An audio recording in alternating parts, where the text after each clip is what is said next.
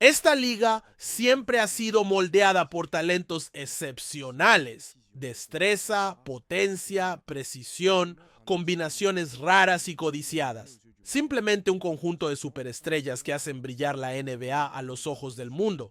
Y de vez en cuando aparece un jugador que destaca no por seguir las tendencias, sino por redefinirlas. Un jugador cuya sola presencia obliga a la liga a adaptarse, a replantear sus certezas. Un jugador que no se conforma con sobresalir, sino que impone su propia visión del juego. Esos jugadores se reconocen rápidamente. Tienen esa soltura única, esa capacidad para moldear el juego a su antojo, para dictar el ritmo de los ataques y las defensas, y brillar cuando la presión se vuelve insoportable. Son pocos, pero inolvidables. Michael Jordan lo hizo.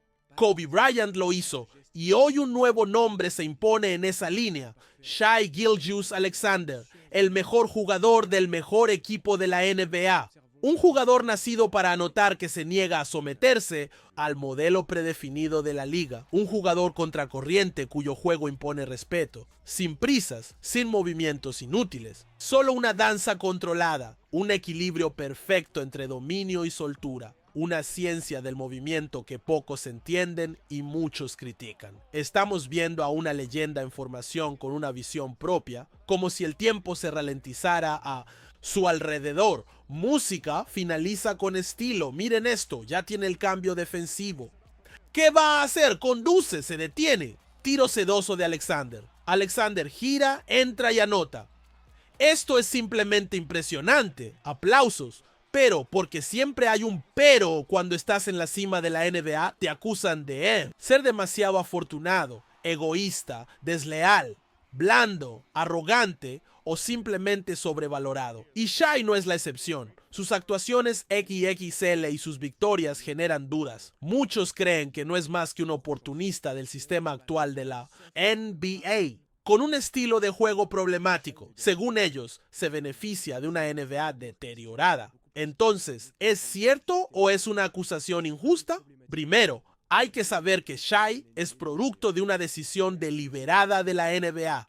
Desde hace tiempo, la liga se orienta hacia un juego ultraofensivo para que los jugadores y equipos anoten más, generen más espectáculo y atraigan más audiencia. Con esta búsqueda constante de entusiasmo, las reglas se han relajado para favorecer el ataque sobre la defensa, dictando a los árbitros una tolerancia cero con los defensores y una tolerancia casi total con los atacantes estrella. Y todos los grandes anotadores han aprovechado esta zona gris a su favor con una técnica que no es nueva: el foul baiting. Consiste en provocar intencionalmente una falta para conseguir tiros libres, que se supone son los puntos más fáciles, y en la NBA aún más. Los mejores anotadores han desarrollado movimientos eficaces para forzar faltas, detenerse en seco frente a un defensor en movimiento, enganchar el brazo del rival al lanzar o exagerar el contacto para engañar al árbitro. Aunque no es una práctica nueva, se ha multiplicado en los últimos años con jugadores como James Harden, Trae Young, Luka Doncic y por supuesto Shai Gilgeous-Alexander, quienes la han convertido en una disciplina. Y eso frustra a los fanáticos, esa búsqueda constante de puntos fáciles en cualquier circunstancia. Hoy, él es el blanco principal. Es una realidad para un jugador que no se puede detener. And bringing something positive to this league. Right? We're growing young players. Our young players are competing their tail off. The least that they could do is get the same respect that everybody else in this league gets and get refereed the same way that everybody else in this league gets reffed. Shai lo utiliza constantemente. Muchos clips han circulado en redes sociales mostrando faltas muy dudosas que refuerzan su imagen de oportunista. Pero no podemos reducir su juego a eso. Como ya dije, Shai va contra el modelo dominante del triple. Prefiere los tiros de media distancia o atacar la pintura, pero a diferencia de otros, no va directo al aro. Se mueve en zigzag, lo que lo hace impredecible. Nadie puede anticipar sus movimientos. Su drible avanzado le permite provocar errores en los defensores y aprovecharlos. Controla el ritmo de cada movimiento, cada bote, aceleración, parada, finta y cambio de dirección están calculados para conseguir el mejor porcentaje de acierto. Ha sido el jugador con más drives por 5 temporadas consecutivas y actualmente tiene el porcentaje de acierto más alto en tiros de 2 puntos, 58%. Y en la pintura, donde el contacto es frecuente, es más fácil que haya faltas. Por eso, es el que más tiros libres anota y el segundo que más intenta. Pero si analizamos el ratio de tiros libres por intento de tiro, que mide la frecuencia con que un jugador obtiene faltas, Shai es solo el número 14 en esa lista, nada fuera de lo común. Y aunque es el que más penetra al aro, no es el que más faltas recibe por drive. Eso demuestra que la mayoría de sus puntos no provienen de faltas. Es simplemente un gran anotador. Y existe una regla no escrita en la NBA. Las superestrellas reciben un trato especial de los árbitros. Cuanto más prestigio tiene un jugador, más fácil es que le piten a favor. Con 50 partidos de más de 30 puntos y un promedio de 32,7 por juego, ese favoritismo le correspondería.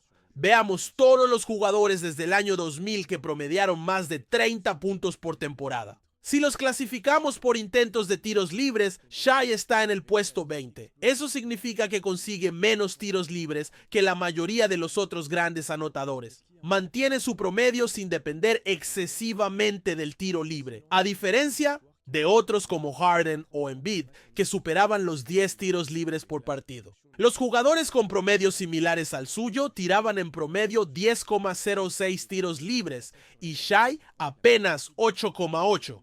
Técnicamente no lanza lo suficiente para el calibre de jugador que es.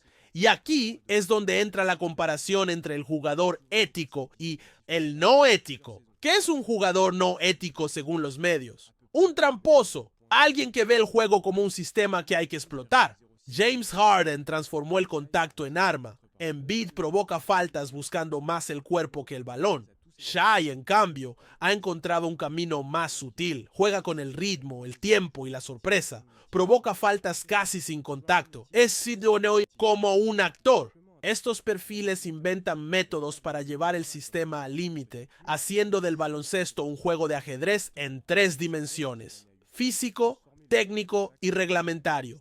Pero el público los ve como traidores al deporte. En el extremo opuesto está el jugador ético, el que no se apoya en las lagunas del reglamento, sino en su talento puro. No busca la falta. Quiere anotar, crear, dominar con habilidad e inteligencia. El ejemplo perfecto, Stephen Curry en 2016. Se convirtió en el jugador más eficiente de la historia en cuanto a puntos por tiro libre. Era un hombre, un balón y su aro. No buscaba el silbato, buscaba lo imposible. Tiros de 10 metros en desequilibrio. Ganar sin pedir ayuda al árbitro. El jugador ético juega con el sistema, no contra él. Pero esta comparación se vuelve borrosa. Pensemos en Kobe, en Jordan. Elevaron el arte del engaño a nivel de poesía táctica. Y hoy, algunos gestos similares se ven como trampa. Entonces debemos culpar al que finge o al que cae en la trampa. Cuando Kobe hacía sus amagos o Jordan manipulaba con la mirada, era genio. Celebrábamos su capacidad de leer el juego. No era trampa, era inteligencia. Shai hace lo mismo hoy. Lee las debilidades de una defensa más floja. No hace trampa, se adapta. Y ahí está el dilema. ¿Es aún inteligencia si se aprovechan debilidades estructurales? La línea entre trampa y astucia depende de la moral colectiva, del juicio popular. Celebramos el engaño cuando lo hace una leyenda. Lo condenamos cuando lo hace un jugador que aún busca reconocimiento. No juzgamos el gesto, sino la aura de quien lo hace. SGA, como otros antes que él, aprovecha una defensa debilitada. ¿Pero realmente debemos culparlos por eso? ¿No deberíamos preguntarnos por qué la defensa perdió su rigor? ¿Por qué la liga, en su búsqueda de espectáculo ofensivo, ha desequilibrado el juego al punto de hacer sospechosa la inteligencia? Entiendo las reacciones ante su juego. Yo también las tengo. No queremos ver abusos de reglas. ¿Dónde está el límite? El problema no son los jugadores, sino el sistema, la prueba.